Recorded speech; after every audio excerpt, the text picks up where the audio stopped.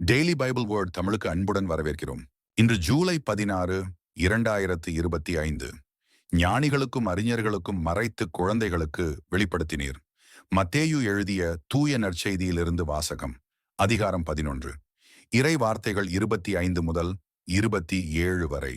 அக்காலத்தில் இயேசு கூறியது: தந்தையே, விண்ணுக்கும் மண்ணுக்கும் ஆண்டவரே, உம்மை போற்றுகிறேன். ஏனெனில் ஞானிகளுக்கும் அறிஞர்களுக்கும் இவற்றை மறைத்து குழந்தைகளுக்கு வெளிப்படுத்தினீர். ஆம் தந்தையே, இதுவே உமது திருவுளம். என் தந்தை எல்லாவற்றையும் என்னிடத்தில் ஒப்படைத்திருக்கிறார். தந்தையை தவிர வேறு எவரும் மகனை அறியார். மகனும் அவர் யாருக்கு வெளிப்படுத்த வேண்டும் என்று விரும்புகிறாரோ அவருமன்றி வேறு எவரும் தந்தையை அறியார் என்று கூறினார். இது ஆண்டவரின் அருள்வாக்கு.